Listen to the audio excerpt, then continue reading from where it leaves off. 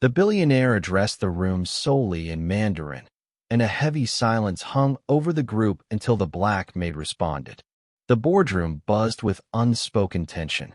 Maya felt it constricting her chest as she slipped in quietly, balancing a tray of tea. The long, gleaming mahogany table sprawled before her like a war zone, surrounded by men in crisp suits, their faces taut with unease. At the head of the table loomed Mr. Zhang Wei, the billionaire CEO of Jing Enterprises. His commanding presence filled the space like a storm about to unleash. He was tall, lean, and pristine in a tailored black suit, his hair slicked back perfectly. Yet, it wasn't his appearance that unnerved the room. It was his exclusive use of Mandarin. This meeting was critical. A delegation of foreign investors had arrived to broker a deal that could rescue the company from financial ruin. But the interpreter, arranged weeks in advance, was nowhere to be found. The executives exchanged hushed, anxious whispers. "Where's the translator? He swore he'd be here. I heard a rumor. Maybe the rival firm paid him off." "No way. That's sabotage." Maya carefully placed the tea tray on a side table, striving to remain unnoticed. Hired as a maid just a week prior, she knew her role: clean, serve, stay invisible. But she couldn't ignore the words swirling around her. And she understood them, more than anyone realized. Mr. Zhang's sharp voice sliced through the murmurs. "Shijian Daolo. Time's up." The executives froze, none of them fluent in Mandarin. That was the issue. "Sir," one of them ventured cautiously, "please, just a moment. Our interpreter." "No more delays," Mr. Zhang cut in, his tone composed, but his eyes piercing like blades. He launched into rapid Mandarin, his voice low yet cutting. "You arranged an interpreter, so where is he? You're squandering my time." The executives squirmed, casting helpless glances at one another. Maya's pulse raced as she gripped her hands tightly. She shouldn't intervene. Speaking wasn't her place. But if she stayed silent, the deal would collapse right then and there. Mr. Zhang's hand struck the table, startling several of the men. "Xianzai Shua, otherwise stay silent forever." Maya's breath caught. She couldn't let this unravel. Stepping forward, she spoke before she could second-guess herself. "Sir, I can translate." Every head swiveled toward her. The executives gaped, as if noticing her for the first time. Mr. Zhang's icy stare locked onto her, his eyes narrowing. "And I hui shua zhongwen. You speak Chinese?" Maya's palms grew clammy, but she stood firm. "Yes," she answered in perfect Mandarin. "I lived in Shenzhen for 5 years. I can translate if you permit me." The room fell deathly quiet. Mr. Zhang scrutinized her, his expression unreadable. The executive's eyes darted between her and the billionaire, disbelief etched on their faces.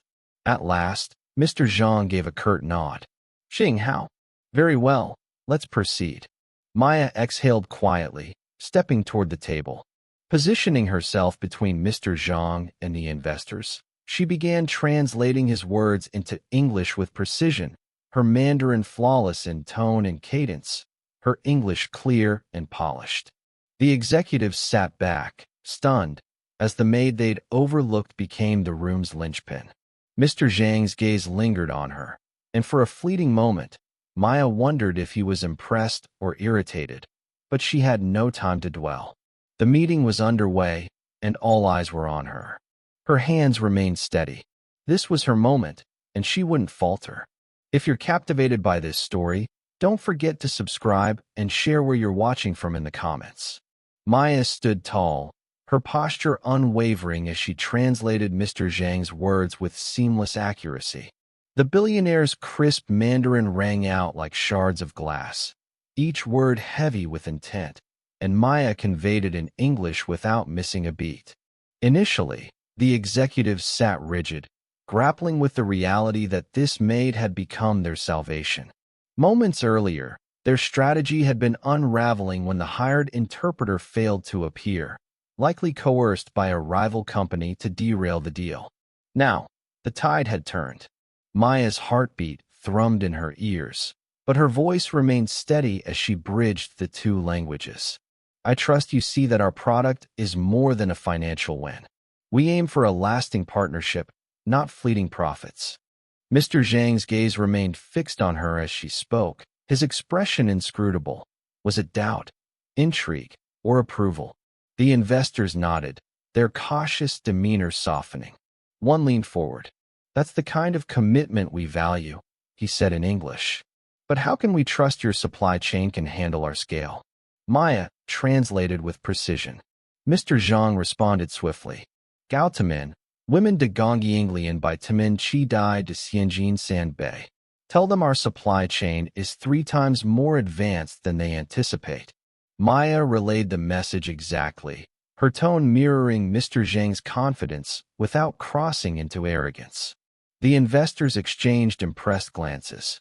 2 hours later, Maya hadn't wavered once. She navigated intricate financial jargon, cultural subtleties, and the delicate power plays of the negotiation as if she were born for it. By the meeting's end, the investors were smiling. This could work, one said. We'll draft the initial contracts and send them by week's end. Relief washed over the executives like a flood. The lead investor stood, offering his hand to Mr. Zhang. This meeting exceeded our expectations. Your translator is remarkable. Mr. Zhang didn't reply immediately. He looked at Maya, his expression enigmatic, then spoke softly in Mandarin.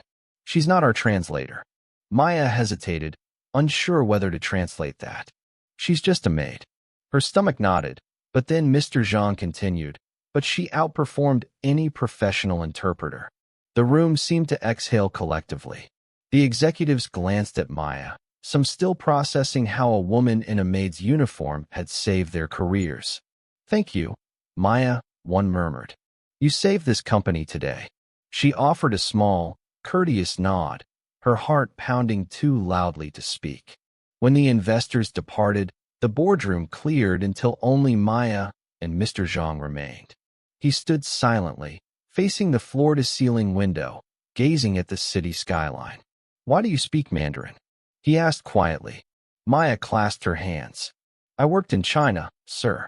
For how long? 5 years. Mr. Zhang turned to face her, his sharp features softened slightly, though his eyes retained their intense depth. You surprised me today. You didn't have to step forward. Why did you?